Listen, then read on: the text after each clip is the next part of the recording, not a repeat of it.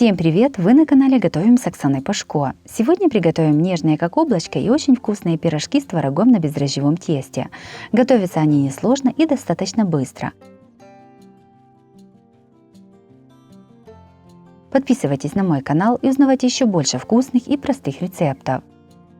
Сначала приготовим начинку.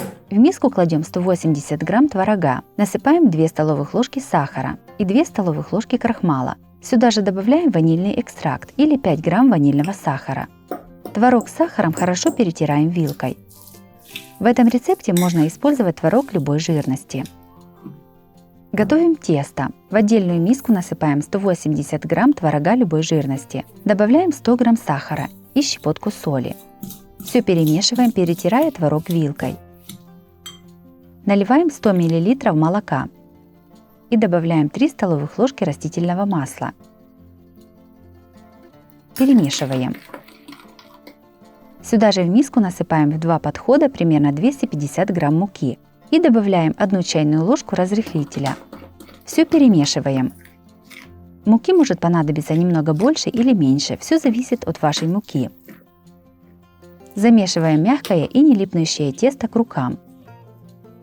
Долго тесто вымешивать не нужно. Как только все смешалось, прекращаем мешать.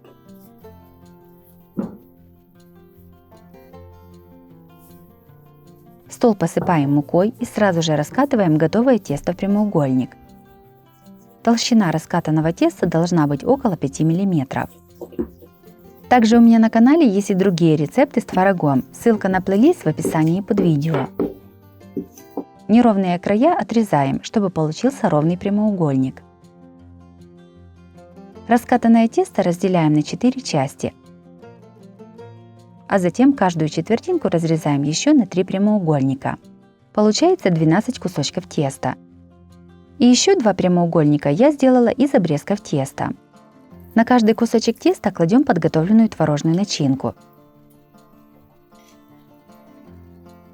Все сворачиваем в рулетик. Из этого количества ингредиентов у меня получилось 14 пирожков.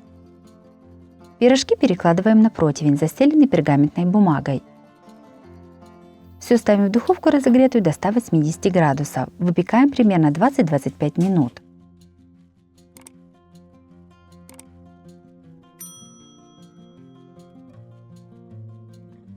Пирожки готовы. Красиво выкладываем их на тарелку. Сверху пирожки посыпаем сахарной пудрой. Пирожки с творогом получились очень вкусными и мягкими. Готовятся просто и с их приготовлением справится каждый. Вместо творога можно использовать любую другую нежидкую начинку, например, яблоки. Если вам понравился рецепт таких пирожков, то обязательно ставьте лайк и пишите комментарии. Подписывайтесь на мой канал и нажимайте на колокольчик, чтобы не пропустить новые видео, они выходят каждый день. С вами была Оксана Пашко. Готовьте вкусно, готовьте с удовольствием.